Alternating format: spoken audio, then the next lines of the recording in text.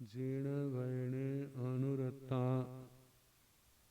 जीर्ण वयन जे करन्ति भावेन अमला असंकलिठा ते हन्ति परित संसारी।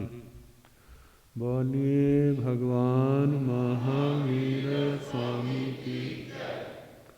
पावन चरित गुरुदेव जी बंदो मन वच काए भव सागर को तरण में करो हमारी सहाय। जिन शासन जिन वाणी सदा जयवंत हो श्रवण संग सदा अविचल मंगल हो। मुक्ति को प्राप्त श्रमण भगवान महावीर स्वामी उनकी परम पावन कल्याणी भागवती वाणी वाचक प्रमुख श्री इंदर भूति गौतम आदि गणधर भगवंत जोग प्रधानाचार्य परम पूज्य श्री स्वधर्मा स्वामी जी महाराज उनकी परम पावन पाठ परंपरा वर्तमान आचार्य ध्यान योगी परम पूज्य श्री शिव मुनि जी महाराज एवं गुरुजन सबके पावन चरण सरोजों में मेरा अनंत अनंत वार वंदना नमस्कार।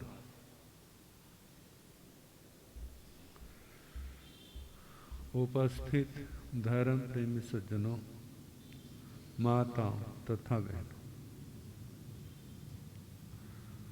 9 तत्वों में जीव तत्व का वर्णन सुनाया जा रहा। 4 गतियां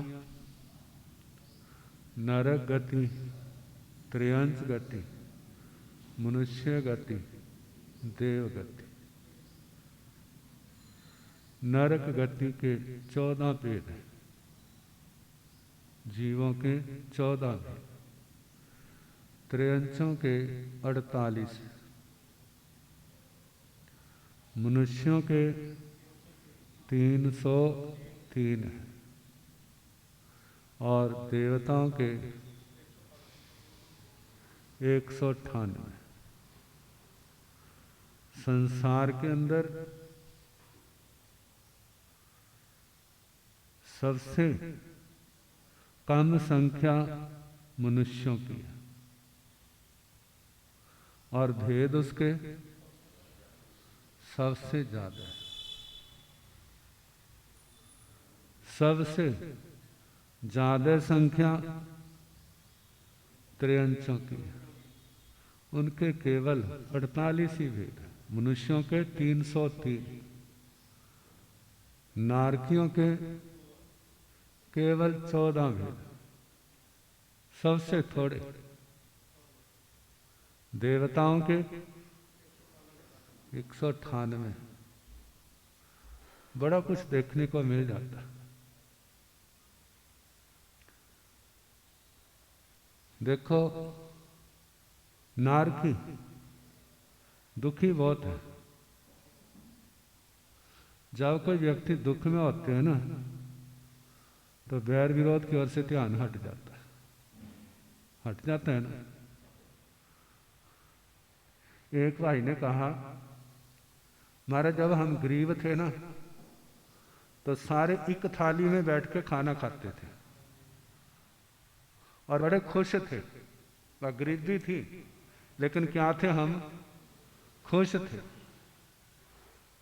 अब अमीरी आ गई है, सबके कमरे अलग अलग, सबके टीवी अलग अलग और सबका खाना थालियां भी अलग अलग। जब कोई आता है ना, तो नजर नीचे होती है। जब भाई सामने है, मां खड़ी है, बाप खड़ा है, उसकी ओर ध्यान। ऐसा क्यों? किसने फर्क डाल दिया? जिसको कहते हैं माया। माया ने क्या कर दिया, दिमाग खराब कर दिया। कहते जब व्यक्ति को भाग्य से ज्यादा मिल जाता है ना, फिर उसका अपना दिमाग कंट्रोल में नहीं रहता, क्योंकि यदि ओवरलोड खा लें तो शरीर कहां से ठीक रहता है। ऐसे ही लेकिन जीव की चाहना ना, मेरे को ज्यादा मिले, जो अच्छा है वो ज्यादा मिले। कहते मिले तो सही, कितना का मिले, कहते वो सारी दुनिया का मेरे को मिल जाए। भाई तेरे को मिल जाएगा तो दुनिया कहां जाएगी, उनका भी तो ध्यान रख। कहते उनकी जरूरत नहीं है। कहते फिर याद रखना, जब दुनिया भूख के मारे तड़फेगी ना, तेरे को कच्चा क्या कर देंगे, कच्चा ही चबा जाएंगे, कुछ भी तेरे पास नहीं रहेगा। इसलिए भगवान ने कहा उतना रखो जितनी जरूरत है। गृहस्थ अपनी इच्छाओं को मर्यादा से ज्यादा न बढ़ाए।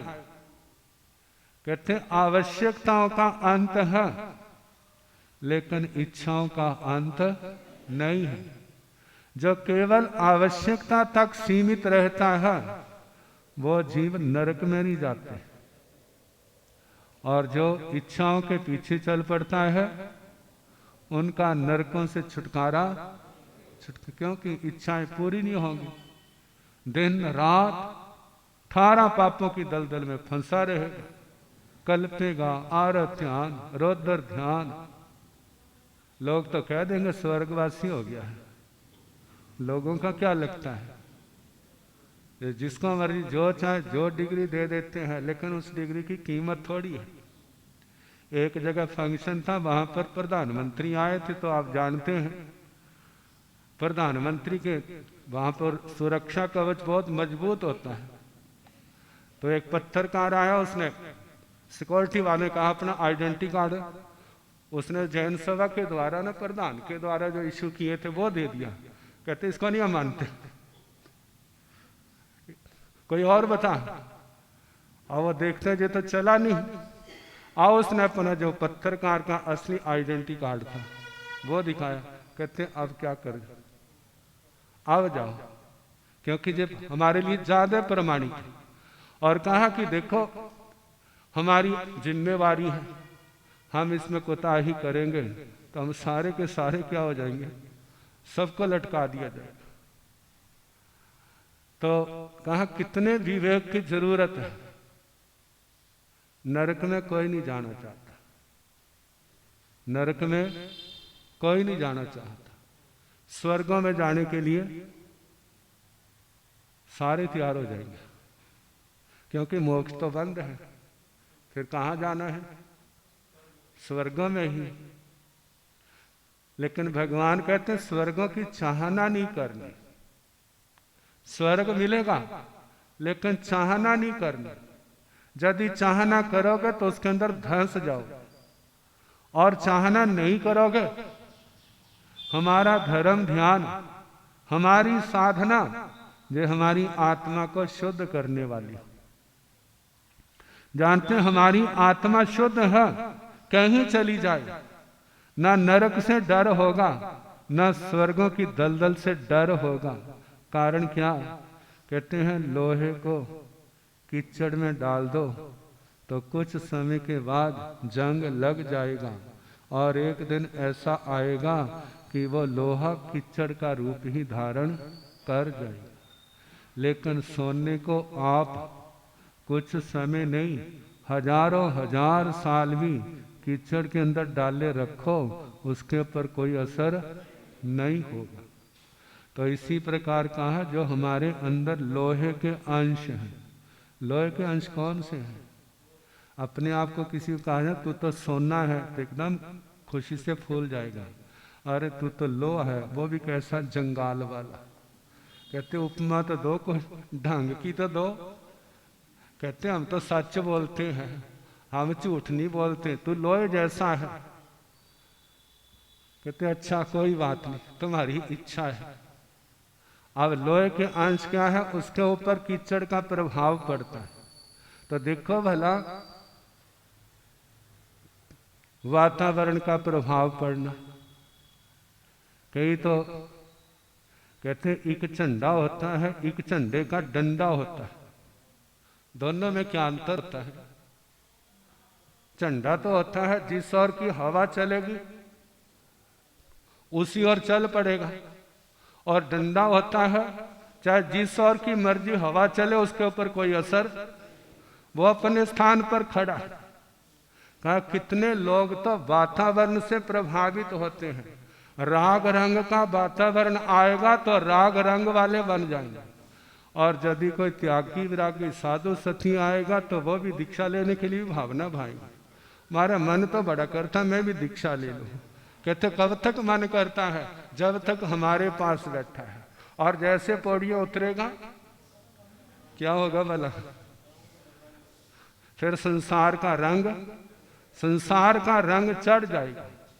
तो कहा दुनिया में ज्यादा करके तो ऐसे हो, देखो विषयों का रंग जिसके अंदर ज्यादा है वो किसके समान है? लोहे के समान। और जिसकी आत्मा निर्मल है, जिसने साधना आत्म शुद्धि के लिए की है, उसके जे संस्कार जो है अनंतानवंदी कषाय, अप्रत्याख्यानी के कषाय, प्रत्याख्यानावरण के कषाय, संज्वलन के कषाय, हास्य, रति, अरति, भय, शोक, जुगुप्सा, स्त्री वेद, पुरुष वेद, नपुंसक वेद, ये सारे के सारे क्या है?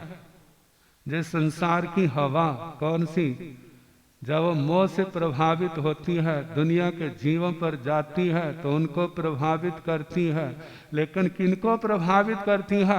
जिनके अंदर मोह की प्रधानता है, जिनके अंदर मोह की प्रधानता है वो प्रभावित होते हैं। जिनके अंदर मोह की प्रधानता नहीं है उनके ऊपर इसका कोई प्रभाव नहीं होता। आचार्य श्री मानतंग जी महाराज भगवान ऋषभ जी का स्तवन कर रहे हैं। भगवान दुनिया में बड़ी बड़ी आंधियां चलती हैं, जब वो आंधियां चलती हैं तो जमीन को भी हिला देती हैं। वो क्या करती हैं? पर बड़े बड़े पर्वतों को हिला देती हैं, लेकिन मेरू पर्वत को नहीं हिला सकती। तो कहाँ वो आंधियां कौन सी है? वो राग रंग की तो है, विषयों की है, विकारों की है। चारों ओर दुनिया के अंदर देखो भला, क्या आजकल आंधियां ज्यादा चलती हैं? जहाँ आज से 1000 साल पहले आंधियां चलती थी। आंधियां तो तब भी चलती थी पहले, लेकिन आजकल आंधियां क्या है? आजकल देखा जाए वातावरण कितना दूषित है। वैज्ञानिक साधनों ने और उसके अंदर क्या कर दिए? 4 चांद लगा दिए हैं।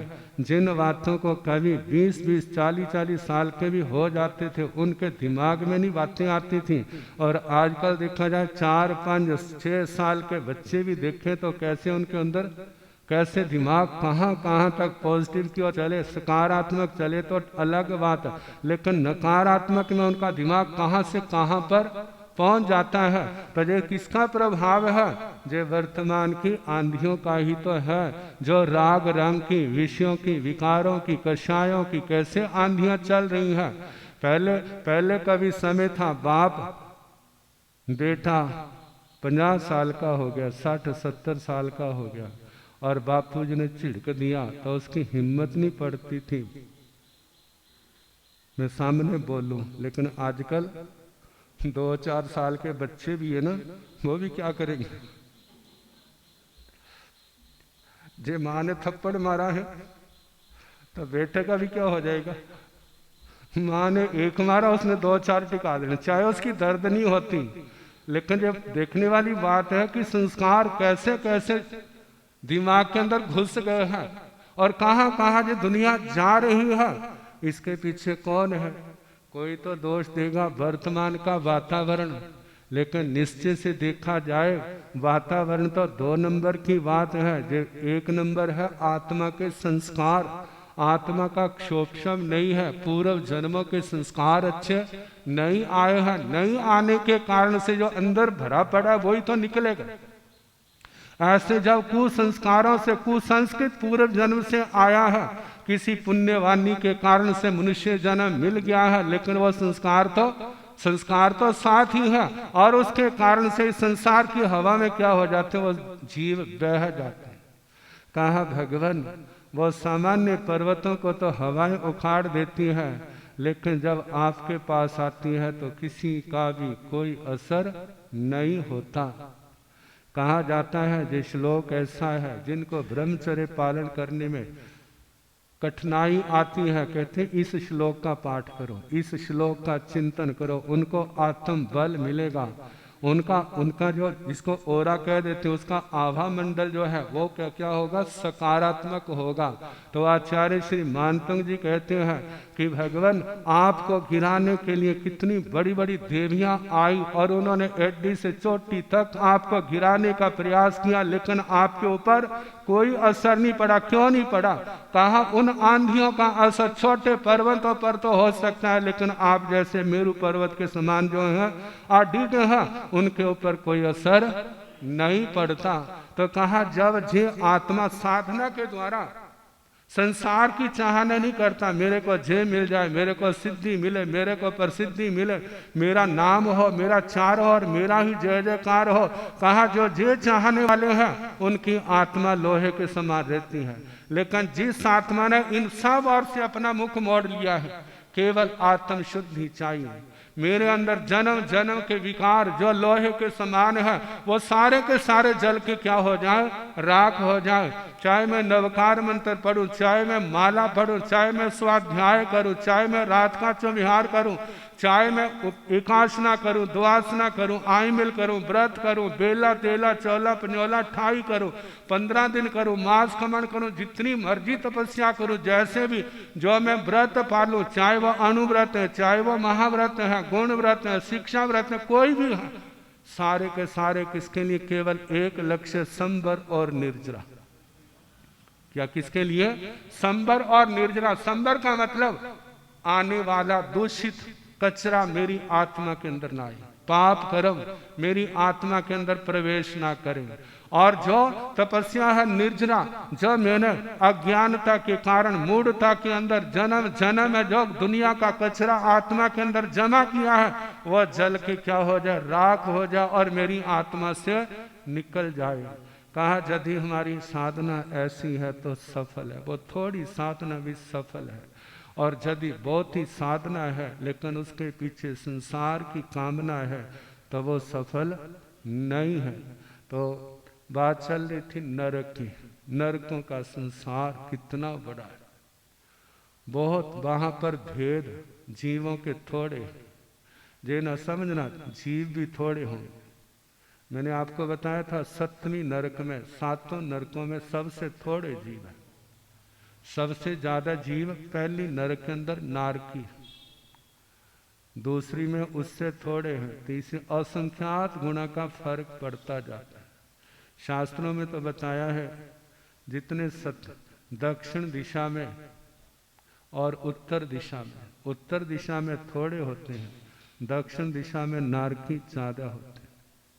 और जितनी 7वीं नरक के दक्षिण दिशा में नारकी हैं उससे असंख्यात गुना 6ठी नरक के उत्तर दिशा में, और उससे असंख्यात गुना 6ठी नरक के दक्षिण दिशा में। ऐसे क्रम चलता है, दक्षिण से ऊपर, उत्तर में, फिर दक्षिण में, फिर उत्तर में, फिर दक्षिण में।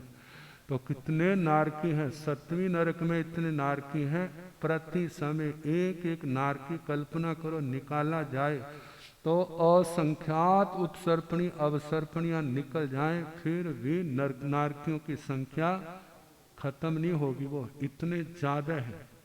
तो 6ठी में उससे असंख्यात गुना, 5वीं में उससे असंख्यात गुना, पहली में सबसे ज्यादा।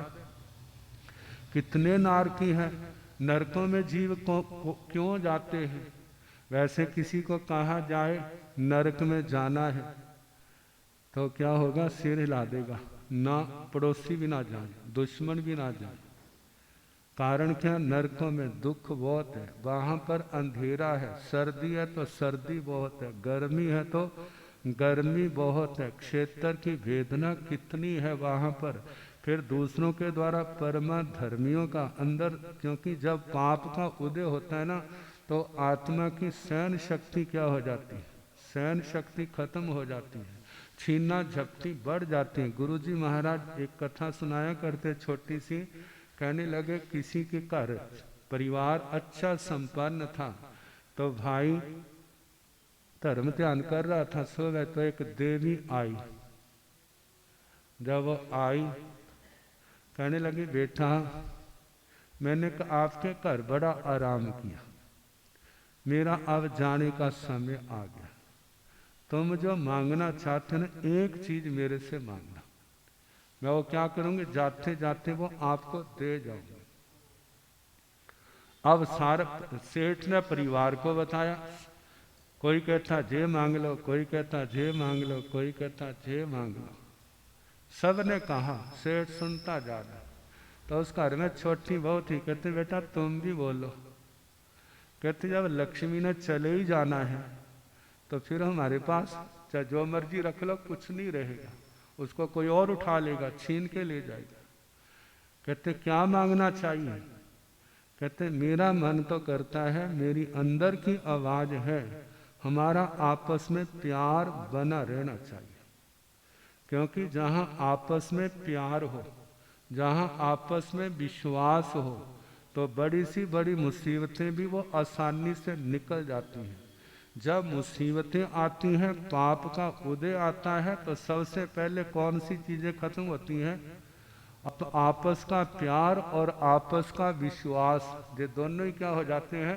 नष्ट हो जाते हैं। जब वो चीज लक्ष्मी चली गई है तो उसके बाद क्या होगा? जो मेरे हाथ आ जाएगा, दूसरा कहेगा मेरे हाथ में आ जाए, छीनना झपटी शुरू हो जाती, प्यार तो खत्म ही हो जाता है।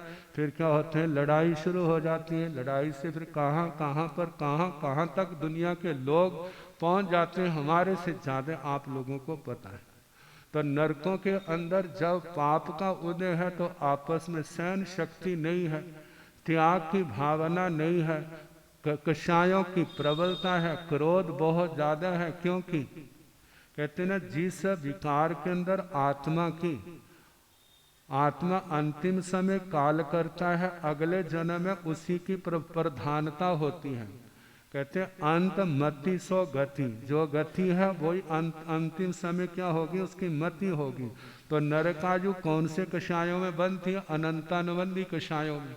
जब अनंतानुबंधी कषायों में नरकायु बंद थी है तो नरक में जाएगा तो वहां संज्वलन के कषाय थोड़े होंगे, वहां तो अनंतानुबंधी कषाय होंगे। जब अनंतानुबंधी कषाय होंगे तो एक दूसरे को देख के राजी कहाँ पर है?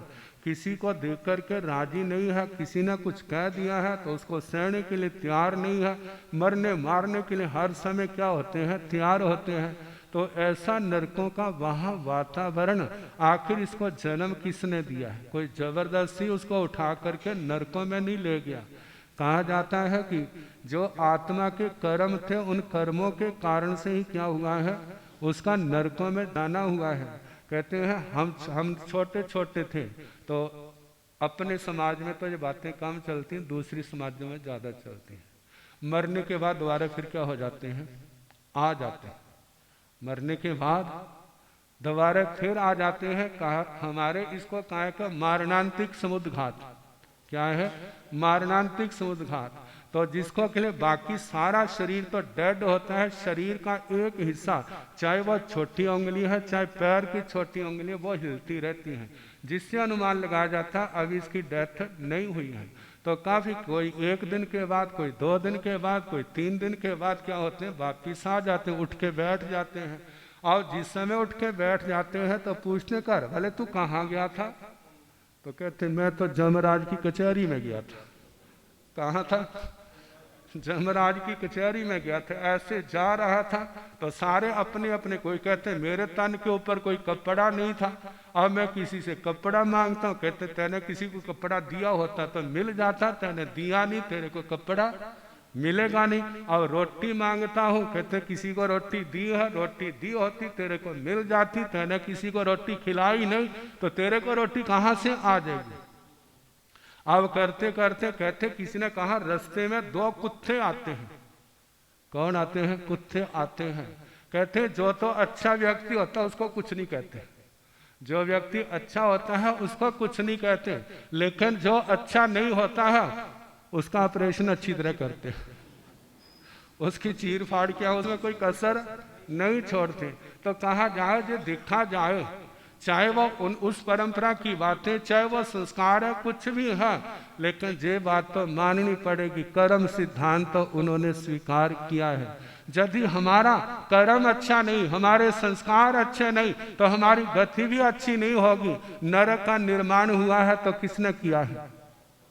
इस आत्मा ने किया है। स्वर्ग का निर्माण किया है तो किसने किया है? इस आत्मा ने किया है। भगवान कहते हैं ना, अप्पा नई वे अरणी, अप्पा कूड सामली, मतलब आत्मा मेरी क्या है? वैतरणी नदी है। आत्मा कूट शालमली वन है, आत्मा नंदन वन है, आत्मा ही क्या है? कामधेनु है। यदि आत्मा ने संयम का रास्ता लिया है, सेवा का रास्ता लिया है, भलाई का रास्ता लिया है, तो इसके लिए नंदन वन भी तैयार है और कामधेनु गौ भी तैयार है, चिंतामणि रत्न भी तैयार है, कल्प वेल भी इसके लिए तैयार है। और जिस आत्मा ने सारा जीवन पाप ही पाप किए है, धर्म के पास नहीं आया है, तो उस आत्मा के लिए क्या होगा? उसके लिए तो कूट शालमली, उसके लिए वैतरणी नदी, उसके लिए नरकों के नरकावास है। उसकी परमा धर्मी इंतजार कर रहे। कौन इंतजार कर रहे हैं? परमा धर्मी इंतजार कर, बेटा आजा, बहुत देर से इंतजार कर रही है, तेरी सेवा करेंगे। कैसी सेवा करेंगे वाला? स्वर्गों में भी इंतजार करते, भाई तू बड़ी सेवा करता, हम तेरी सेवा करेंगे। जो दुनिया में बांटोगे वही क्या होगा? मिलेगा। तो कहा जी भगवान ने नरक स्वर्ग के कल्पना के नहीं है, सच में है, यथार्थ में है। जैसा भगवान ने अपने केवल ज्ञान के द्वारा जाना और दुनिया को बताया, कहा समझो संभलो, आज समय है, समझ जाओगे तुम्हारा भविष्य भला होगा, नहीं संभलोगे तो वहां पर इंतजार हो रही है। कहते कैसे इंतजार हो रही है? जैसे मामा अपने बच्चों की इंतजार करते हैं, ऐसे वो परमा धर्मी भी क्या कर रहे हैं? कहते खाली बेले बैठे हुए मन नहीं लगता, अब कोई आएगा तो क्या होगा? हमारा मन लगेगा। तो बस ऐसा किसी के साथ ना हो। भगवान की वाणी सुन के अपने भविष्य का निर्णय करें, अपने जीवन को संयम प्रधान बनाना, तप प्रधान बनाना, ताकि आत्मा को बाद में पश्चाताप न करना। जागो जागना